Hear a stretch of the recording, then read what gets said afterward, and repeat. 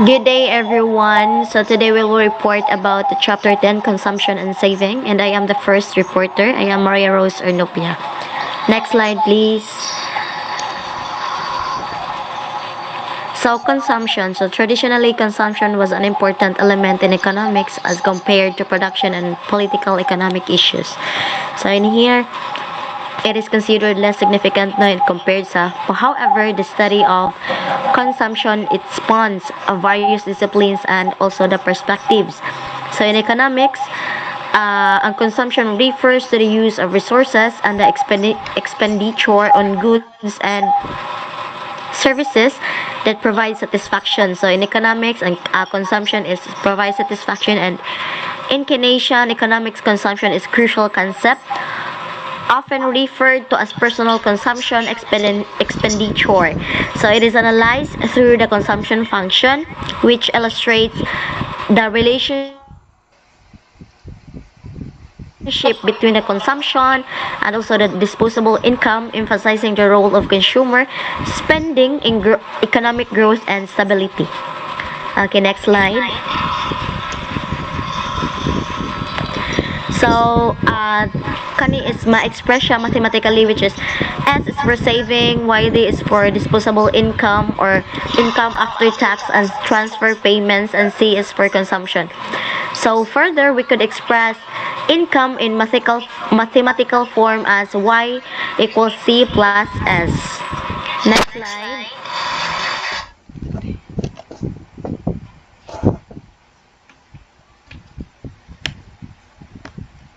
So, wait ha, kasi i-open ang katong picture.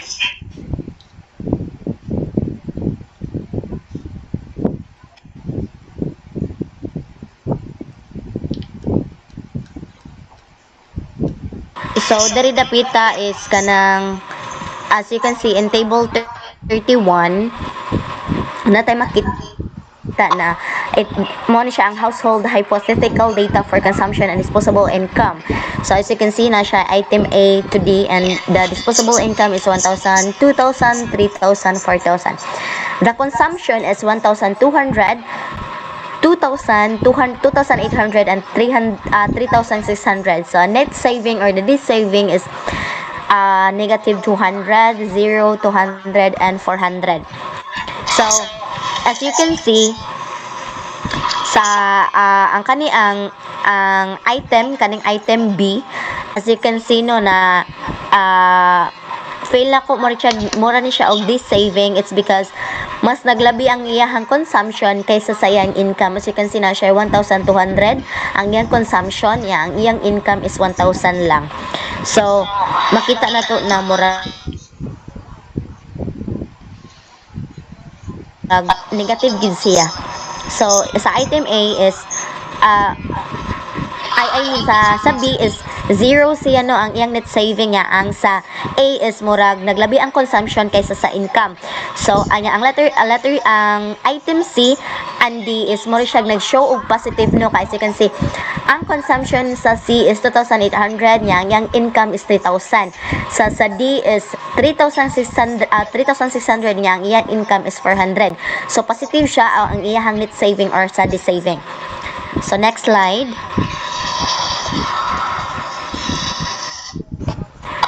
So the consumption function tells us the relationship between the consumption level and the level of household disposable income. So as you can see na mo ni siya ang table 30, table 30, where kanang ang disposable income lies on the horizontal axis and consumption expenditure on the vertical axis. So with a 45-degree line draw northeast from the origin shown in the figure 70. I think this as figure 70 din siya. So, the 45-degree line nag-signify siya sa any point on this line. So ang consumption equals sa income. Okay, so it serves as mo siya og guideline sa whether ang consumption is mag-spend ba siya og greater than, less than, or equal sa iyang level of income. So for example, in the example kaning point B, ang iyang consumption expenditure equals saving. So ang kani siya is kanang mo siya ang function, ang consumption function line nag-intersect siya sa 45-degree line. So ang kaning dapit sa kanang left of point B, ang iyang consumption function naglay siya sa above 45-degree line.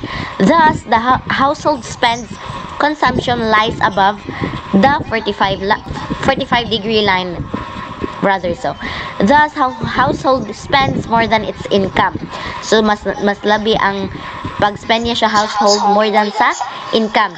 So ang phenomena niya matawag na to siya og this saving sa katotong ipakita gini na table sad. So items to have right of point mo man siya ang katong items na kaning naa sa right point B where consumption lies below 45-degree line have a positive saving. Katatong ipakita sa gino na dato siya mga positive saving tungod kay mas tingda ko ang ilang income. So therefore ma-measure siya the distance from the consumption function up to the 45-degree line. So next,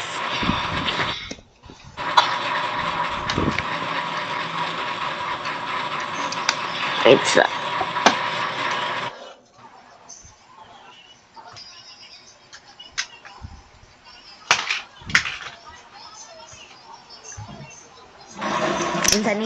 consumption. So consumption has a directly proportional relationship with income. That is consumption spending increases as income increases. So consumption depends on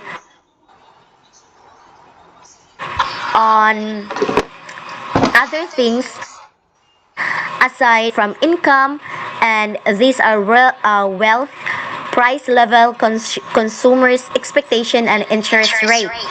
So let's proceed to the wealth. So wealth is the value of an asset owned less the liabilities a household owed. To increase wealth, one must augment saving or pay off debt.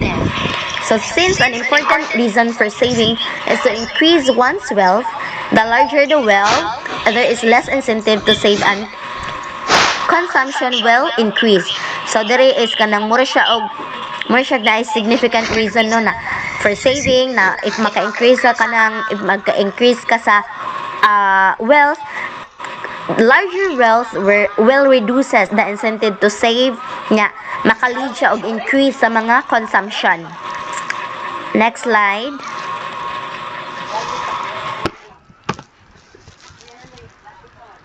Okay, let's proceed to the price level.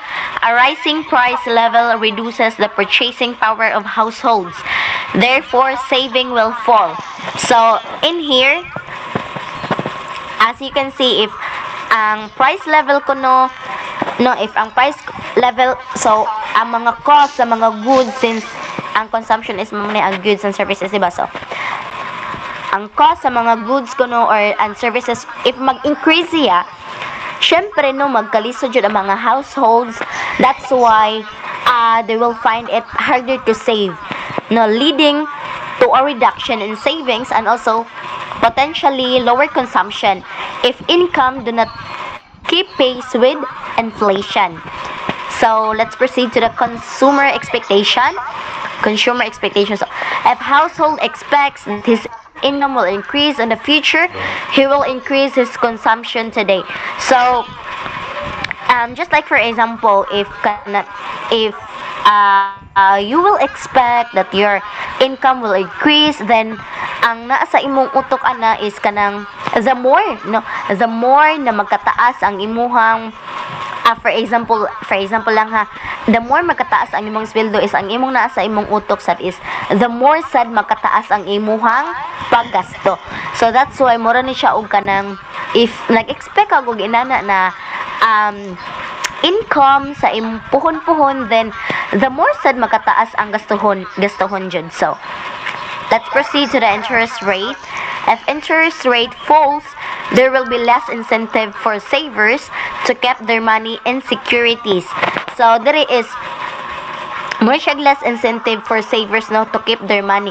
So, if lower interest rates make saving less attractive, like which can this can lead to increased consumption as households are more likely to spend, like they they they will like to spend rather than to save. So that's all from my part. Thank you.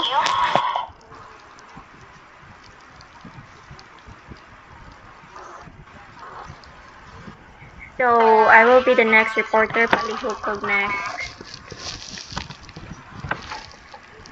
The marginal propensity to consume, or MPC. The concept of MPC was introduced by John Maynard Keynes to explain how consumption can change. The term marginal to economists refers to extra or additional. Propensity means tendency. When we say tendency, it is about what usually happens, or um, how someone usually acts based on past pattern. So naadra ang formula MPC equals to consumption to disposable income, or MPC is equal to C squared minus C1, or disposable income squared, or disposable income 1. So when we say MPC, it is a way to measure how much kita nga people mag-spend sa ato ang sa gamay lang nga kwarta nga ato ang magamit. So ang MPC kay gamit kaayo ni sa mga economists or mga government, which makasabot sila kung ang ilang mga spending behaviors and mga decisions nila kay maka-better sa ilaha. Dili lang kay ni sa mga economists o mga government, magamit pud sa tua kung pila atong ma-spend sa gamay lang atong income, or kanang gamay lang jud nga kwarta. So next,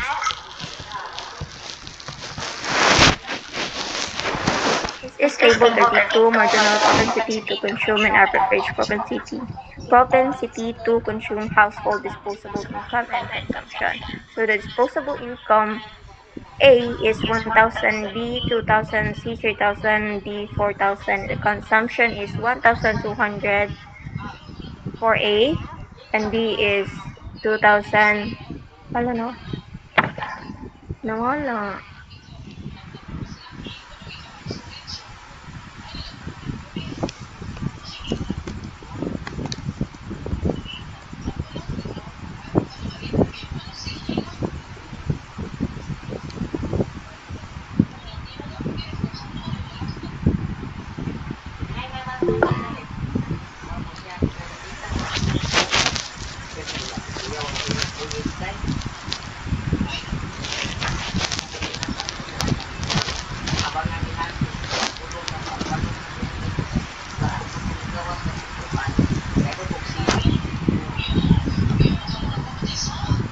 So let's continue. So the C for the consumption is 2,800, D is 3,600. So in marginal propensity to consume, 800 divided by 100 equals to 0.8. Given na dyan siya, then average propensity to consume 1,200 divided by 1,000 is 1.2. 2,000 divided by 2,000 equals to 1 na dyan siya. So 2,800 equals, divided by 2,000 equals 0.933, and 2,600 divided by 4,000 equals to 0.90. So have this disposable income given an appearance no consumption diri is 1,200. So if 1,200 is added by 800, so 2,000. So 2,000 plus 800 is 2,800, and 2,800 plus 800 is 3,600. So in marginal propensity to consume kay given na jud na siya dira also ang 1,000. So next. So geometrically defined marginal propensity to consume is the numerical measure of the slope of the consumption function that measures the change in consumption per peso change in disposable income. So in geometrically, it is the number nga napakita how much more people spend sa gamay lang nga kwarta. Mura siya kanang nadra sa figure nga slope lang nga line nga nadra sa graph nga nag-measure pila man imong pila man ang mga changes sa imong gipang spend o ang mga changes sa imong income. For example, tag naa lang kay kanang extra nga money. Then, ang katong MPC, which is ang MPC kay mo na mag-ingon sa imuha kung pila imong na gasto sa gamay lang nimo nga kwarta. So, with the use of MPC, mo na mag-ingon sa imuha kung giunsa nimo pag gasto ang imong kwarta, giunsa nimo paggamit. So, next. Next is the average propensity to consume, or APC. This is defined as the proportion of income that is consumed, or APC is equals to C divided by YB. So, na siya ang formula. So, next is the savings function. The savings function is considered as the mirror image of the consumption function. So this is the formula. S is equal to YB minus C. So that is a savings function. Gapakita siya og opposite ways of paggamit sa imong income. For example, ang mga tao kay naa sila makuha nga more nga income, they can either spend ang ilang kwarta or ilahan ng i-save. For example, if o mo spend sila og daghan, maka-save sila og less. Ug maka-save sila og daghan, maka-spend sila og less. So naa dira sa graph, ipakita dira nga inverse relationship. Next, ang savings function ipakita nga mura siya kanang gibali-bali. So nadra kay baliman 1 A is to 1,000, B 2,000, C 3,000, D is 4,000. So ingon man diri nga if you spend more, then you save less. If they save more, they spend less. So naa dira nga ang mo na imong disposable income o mo po na imong saving. So next.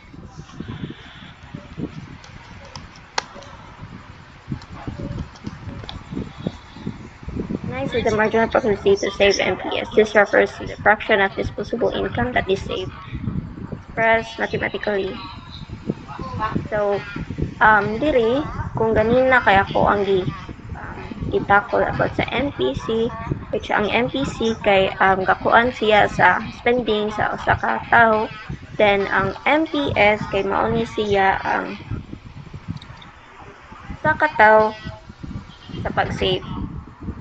So, bali ang MPC is mo na ang imuhang money nga i-spend, ang MPS kay mo na ang money nga imuhang gi-save. So, nati ang formula niya MPS mathematically equals S equals to savings and YD disposable income, or MPS is equal to savings squared, savings 1 divided by disposable income minus disposable income 1. So, that's it for my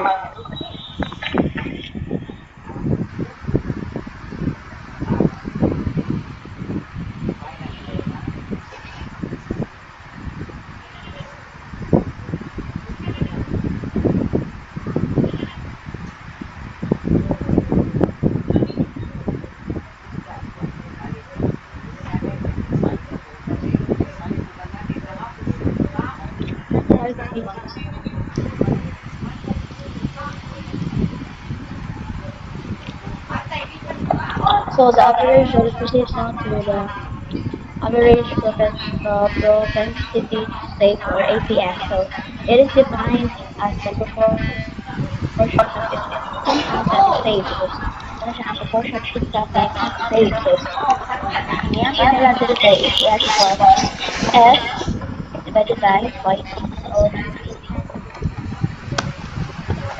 So ang latter table 33%. Diba, as you can see sa katong report katong sa party saya or the extra kahit nakuha naman ito din no, nakakuha naman ito na itong savings income. So, ari kayo sa marginal propensity to save and average propensity to save na. So, dili kay di ba nato siya savings di ba to? Ay iyang disposable sa ato ay item dili nga 1, 2, 3 no. So, ang iyang disposable income na sa A to 1,000 and then sa B to 2,000 and C 3,000 I mean C 3,000 and sa D 4,000. Ang iyang consumption na nga 410. Kaysa, di ba na siya income sa A, but siya sa 1,000 then yung consumption kay 1,200. So, ang yung savings na negative na yun na negative 200. And then, sa dili sa B, din na siya 2,000 na disposable income. And then, ang yung consumption kay 2,000 so na zero na siya in savings na niya. So, sa C, kay 3,000 and then consumption kay 2,800 so na siya nabilog na 200 pesos. And then, jadi kayaknya disposable income kay 4,000 na yung consumption kay 3,600 so tapos siya savings na 400 and then sa propensity to save or MPS kay muna dili na kay 0 um, open parenthesis minus 200 divided by 1,000 equals 0.2 and then sa B kay 200 minus 0 divided by 1,000 equals 0.2 and then 200 divided by 1,000 equals 0.2 and then sa average propensity to save or APS kay ano 200 divided by 3,000 equals negative 0.2 and then there is a B kay 0 divided by 2,000 equals 0 so and then sa C kay 200 divided by 3,000 equals 0 0.04 I mean 0.067 and then lastly sa 400 divided by 4,000 equals 0 I mean 0.1 next please. So, naman siya, na-formula din nga APC plus APS equals 1. So, that's sa table 34. So, muna yung ganito sa table 34 na like anong formula. So, sa household consumption and saving schedule. So, dili na, pero gusto ko. This is next page. Pinabalik ko. Ay, pwede balik pa dyan eh. Balik pa dyan. Ay, mali. Kananan. So, ito ka na. So, yung MPC niya kay sa P kay 0.8 and then sa C para sa A, I did P. And then sa saving niya, kay man ang sa A niya kay negative 200 na. And then sa B kay 0, and then sa C kay na savings na bilhin na 200. And then sa D kay na siya nabili ng 400 and then sa MPS niya kay baya sa 0.2 and then sa APC niya kay na siya sa A kay na siya 1.2 and then sa D kay na siya 1 to 0 and then sa C kay 0.933 and then sa D kay 0.90 and then sa APS niya kay na siya negative 0.2 and then sa B kay 0 and then sa C kay 0.07 and then letter D kay 0.10. So next please. So sa multiplier, the multiplier principle states that an increase in autonomous spending will cause GNP to increase by multiple of the initial increase spending. So for now yung formula today, a multiplier is equals to 1 divided by MPS. So because MPS plus MPC equals 1 and MPS equals 1 minus MPC, it follows therefore that the multiplier is equal to, so muna siya dili ang 1 divided by 1 minus MPC. So, that's all. Thank you.